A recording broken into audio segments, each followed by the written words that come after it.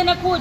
मैंने बीटेक किया है, पढ़ाई इतनी मेहनत से करके मैंने इंदौर से पढ़ाई किया, हाथों में फोड़े आ गए। मैं एचडी व्हीलचेयर धका धका के मेहनत की हूँ कि कल मैं कामयाब लाऊंगी और मैं कुछ कामयाब बनूंगी, लेकिन आज तक मेरी हिम्मतें टूट जा रही हैं कि मुझे लगता है कि मैं कभी कामयाब बन पाऊंगी।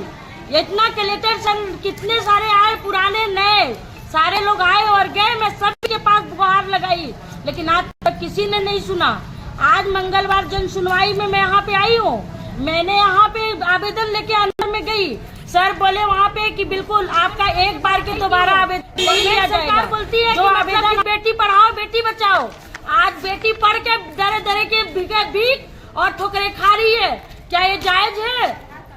पैसों से नहीं बिकना चाहिए कभी भी, किसी भी सरकार को पैसे से बिक के और ऐसे मजबूर सरकार की। मेरी बात सीधे मैं कहती हूँ कि प्रधानमंत्री तक पहुँचाइए कि उनको लगे कि नहीं दिव्यांग भी उनकी बहन बची है। एक वोट उनके लिए महत्वपूर्ण रखता है। जो दिव्यांग अगर वोट डालने नहीं जा पाएगी उसके घर व्हीलचेयर भिजवाते हैं। क्या उसकी अधिकार नहीं है इस धरती पे जीने का? क्या उसको कोई कंपनी में अधिकार नहीं है घुसने का, काम करने का? जब उस काबिल है तब तो बंदा मांग रहा है ना। मध्य प्रदेश के सिंगरौली जिले से एक हैरान कर देने वाला मामला सामने आया है, जहां एक दिव्यांग महिला न्याय के लिए महीनों से दफ्तरों के चक्कर काटने को मजबूर है। बताया जा रहा है कि पीड़ित महिला खुद को विस्थापित परिवार से बताती है। उनका आरोप है कि एनटीपीसी विंध्यनगर परियोजना के लिए वर्षों पहले उनकी पुश्तैनी जमीन अधिग्रहित कर ली गई थी, लेकिन परिवार को आज तक न तो रोजगार मिला और न ही कोई स्थायी व्यवस्था की गई। महिला का कहना है कि वो जन्म से दिव्यांग है और पढ़ी लिखी भी है। उन्होंने पॉलिटेक्निक से कंप्यूटर साइंस में डिप्लोमा किया है, लेकिन इसके बावजूद उन्हें कहीं रोजगार नहीं मिला। मजबूरी में उन्होंने विंध्यनगर लेबर गेट के सामने वर्ष 2022 से चाश्ते की एक छोटी दुकान शुरू की थी, जिससे वो अपने परिवार और वृद्ध पिता का गुजारा कर रही थी। आरोप है कि 26 दिसंबर 2024 को दोपहर करीब 2 बजे एनटीपीसी के एचआर विभाग से जुड़े एक प्रबंधक मौके पर पहुंचे और महिला की दुकान को ध्वस्त कर दिया। पीड़िता का दावा है कि दुकान में रखा करीब 25,000 रुपए का सामान भी नष्ट कर दिया गया। मदद मिल गई इसमें, मिल गई।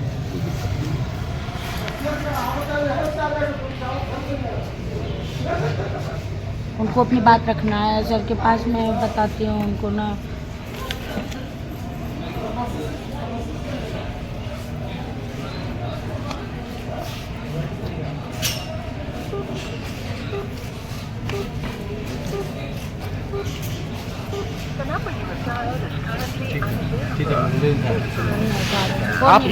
आप लगातार प्रतिनिधियों से संपर्क करने प्रयास कर रही हैं, क्या कुछ संपर्क हो पा रहा है? नो सर, नहीं हो पा रहा। मैंने अब देखिए मैम को भी, राधा मैम को भी लगाया, वहाँ से भी संपर्क नहीं हो पाया, और उनके पीए से लगाया तो बोले कि नहीं मैं कुछ भी नहीं कर सकता, वो मेरी समस्या नहीं है, उनकी है, फोन नहीं उठा रही है। तो संसद सर को लगाया तो भी नहीं रिसीव कर रहे हैं, वो फोन ही नहीं जा रहा है। अभी आप व्हील चेयर पे आई हुई है, क्या समस्या आखिर पूरा? सर मैं क्या बताऊं, मैं अपनी समस्या सुनाते सुनाते आज कम से कम नहीं तो साल से ज़्यादा हो गया। वैसे तो 2018 से सुनाती आ रही हूँ। मेरा दुकान था एनटीपीसी लेबर गेट के जस्ट सामने, भोजनालय था, चाय नाश्ते का दुकान था। मैं टपरी डाल के मैं ऐसी अपने जीवन यापन करती थी। उसमें पिछले साल 26 दिसंबर को 2024 में मेरा दुकान तोड़ दिया गया। वहाँ पे मेरे को एचआर डिपार्टमेंट द्वारा अनुशासन मिला जय मैम के सामने कि आप दुकान में आपका तोड़ रहा हूँ, तो मैं कहीं ना कहीं एडजस्ट करूँगा। उसमें टीआई मैम भी मेरा साथ में दी, बोली कि भाई आप दुकान इनका तोड़वा रहे हो तो उनको कहीं ना कोई एडजस्ट करो उसको। लेकिन उन्होंने मेरे को गुमराह करके मेरा दुकान में मैम के बातों पे आके मैं दुकान अपना तोड़ने की अनुमति दे दी। उन्होंने दुकान तोड़ दी। इसके बाद 4 महीने एक कोरे कागज में ये बाथरूम के पीछे ले जाके मेरे को साइन करवा के 15,000 रुपए ये कुंदन किशोर ने, ये कोई अपने कॉन्ट्रेक्टर से उन्होंने 3-4 महीने तक दिलाया। कुंदन किशोर ये एचआर डिपार्टमेंट के सर है कोई, अब ये मैं डिटेल नहीं बता पाऊंगी, लेकिन वो एचआर डिपार्टमेंट देखते हैं विंध्यनगर, वहाँ एडीएम बिल्डिंग में। वो वहाँ मैं गई उनके पास, तो 4 महीने तक मेरे को ऐसी कोरे कागज में साइन करवा के और ये 15-15 हजार रुपए दिए। लास्ट में ये मेरे को 12,000 रुपए दे के बंद कर दिए। ये किस लिए दिए 15,000? अब ये मेरे को नहीं पता है। उन्होंने बोले कि अभी तब तक आप घूम फिर के सैलरी लो। काहे इसके का बाद सैलरी? मेरा नौकरी करती थी आपकी? दुकान है? दुकान था मेरा, तोड़ दिए थे। वो मेरे को ऐसी दिए थे कि मतलब जब तक मैं नौकरी आपको नहीं दे पा रहा हूँ तो आप 15 हाँ, यानी दुकान हटाने के एवज में नौकरी की मांग आपके द्वारा की गई थी? विस्थापित कोटे में। तो वो बोले कि अभी जब तक मैं आपको नौकरी नहीं दे पा रहा हूँ तब तक आप 15,000 रुपए लेके अपना जो भी है अपनी काम चलाओ। बोले ठीक है, इसके बाद काम कहीं व्यवस्थित कर दूंगा तो मैं आपको आपकी नौकरी का सैलरी दूंगा। बोले ठीक है।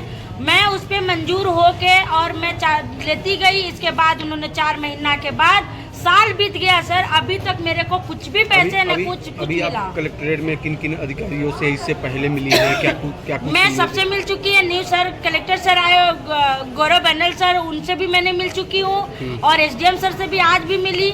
तो बोला गया कि मतलब बार बार आवेदन नहीं लिया जा सकता है आपका आवेदन मेरे पास है।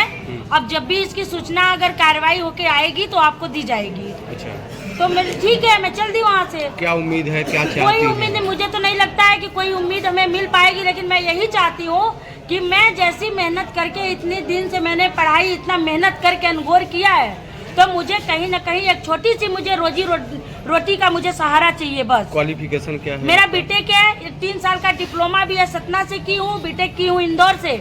मैंने इतनी मेहनत कर करके मैंने पढ़ाई किया है। क्या नाम है आपका? मेरा पार्वती रजक है।